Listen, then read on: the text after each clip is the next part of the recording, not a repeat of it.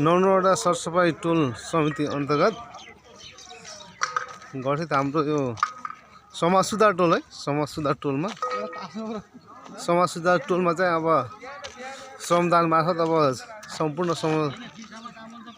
समाज सुधार टोलका सदस्यज्यूहरूले श्रमदान गर्दै आफ्नो टोल आफै सुधार गरौँ, आफ्नो गाउँघर आफै सुधार गरौँ भन्ने अभियान चाहिँ यसरी चाहिँ बिहानै हामी आज 7 बजेदेखि सरसफाइ अभियान सुरु गरिराख्नु भएको छ। समाज टोलका सबै साथीहरूले त्यसैले सबै हाम्रो 9 नम्बर वडामा रहेका 36वटा टोल समितिहरूले सरसफाइ अभियान चलाइरहेको छ। एकदम प्रत्येक घर टोल र सफा सुन्दर गराउने अभियानमा सम्पूर्ण टोलवासीहरू लाग्नुपर्छ। त्यसमा चाहिँ एसएचजी यस्तो सफा गर्नुपर्छ फोहोर थियो, त्यसै हरेक झारपातहरू उकाउने, इट्टाहरू, ढुङ्गा गिट्टी बालुवाहरू सबै हालेर सुधार गर्दै हुनुहुन्छ।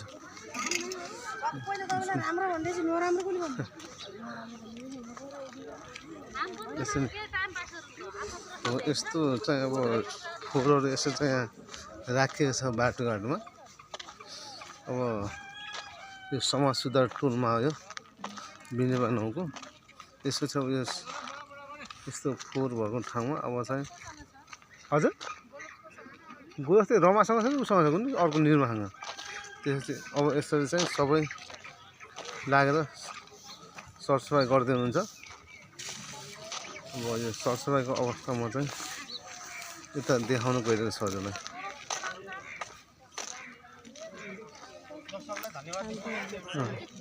सबैलाई चाहिँ एकदम धन्यवाद छ। आफ्नो गाउँ आफै बनाऊ, आफ्नो टोल आफै बनाऊ भन्दै जनश्रमदान मार्फत चाहिँ श्रम अभियान चलाएर सरसफाइ अभियान चलेको छ हाम्रो समाज सुधार टोलमा।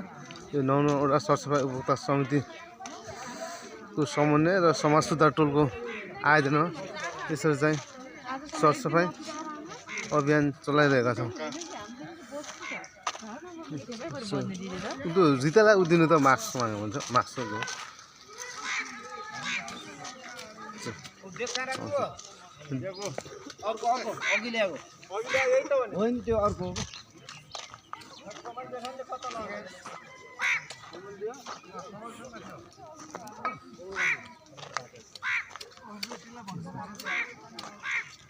के भयो त्यो बजेन?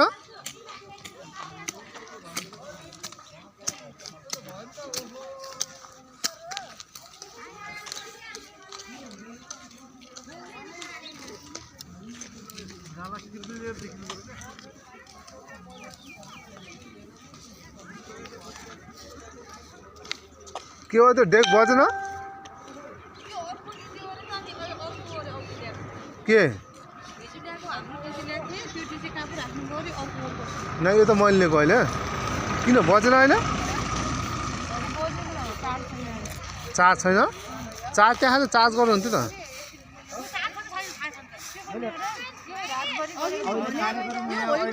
यो त मैले लिएको हो।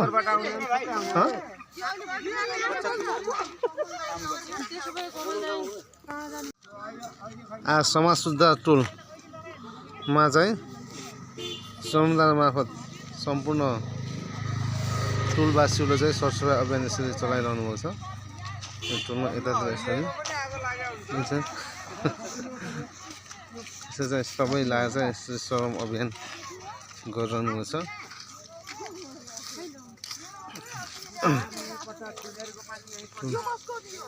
सरसफाइ गर्नको लागि सबै टोलवासीहरू कता आउनुभयो त फेरि त? कहाँनिर? ए यो सबै तपाईँहरूको? ए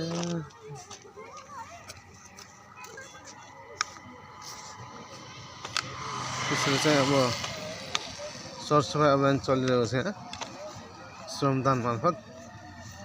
यहाँ अब यसरी टोल फर्काउनु सफा गर्नुपर्छ। सम्पूर्ण 9 नम्बरवटा सरसफाइ समिति उसको आयोजना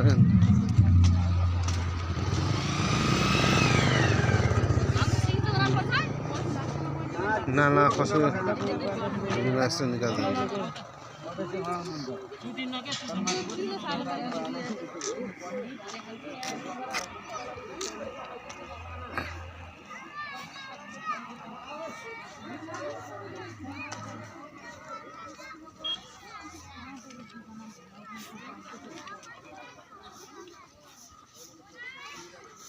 यसरी आफ्नो घरबाट आँसी फरुवा कुचो गैँटी बेल्चा लिएर यसो चाहिँ श्रम अभियान मार्फत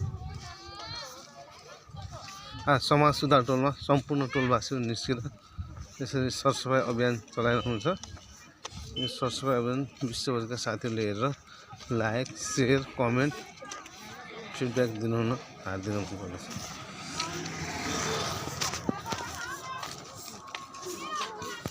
उसको चाहिँ सरसफाइ अभियान यसै चलेको छ। श्रमदान मार्फत सरसफाइ अभियान चाहिँ समाज सुधार टोलमा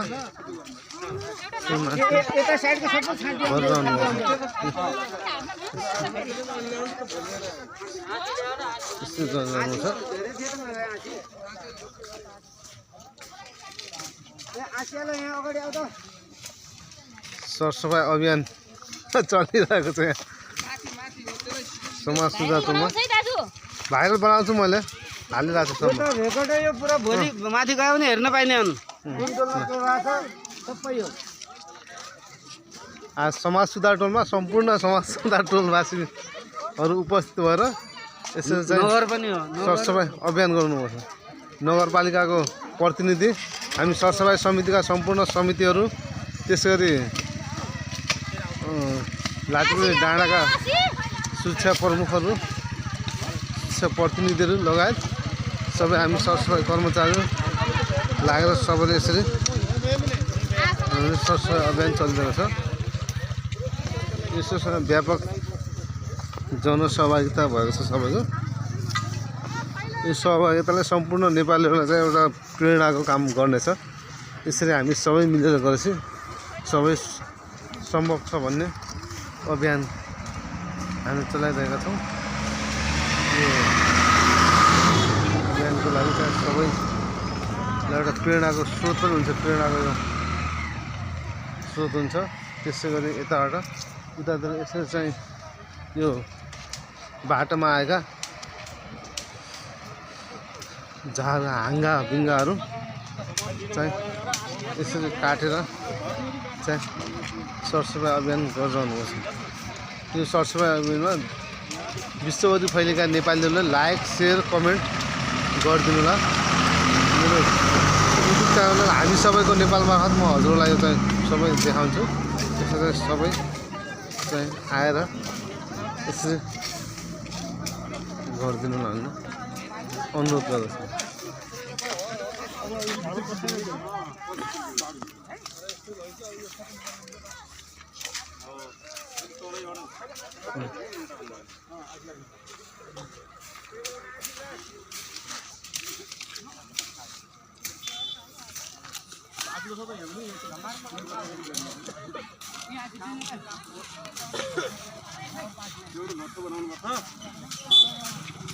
समाज सुधार टोल पुरै इच्छा यसमा चाहिँ यसरी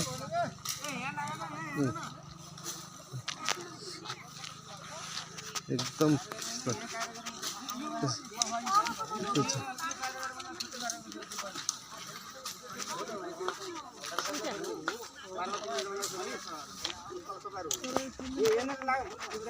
डल गर्नु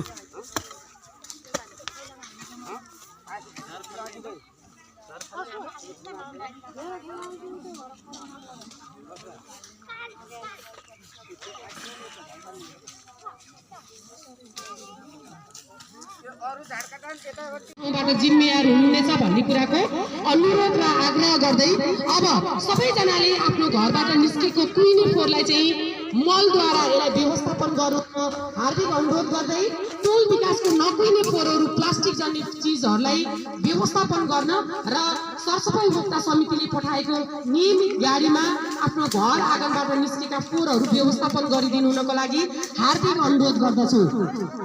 वीरेन्द्रनगर नगरपालिका वडा नम्बर 9 सरसफाइ उपभोक्ता समिति साथै सम्पूर्ण टोल विकास संस्थाहरूलाई विनम्र अनुरोध गर्दछौँ, सरसफाइ उपभोक्ता समितिले देखाएको बाटोमा टोल विकास संस्थाहरू पनि लागिदिनुको लागि हार्दिक अनुरोध गर्दछौँ। धन्यवाद।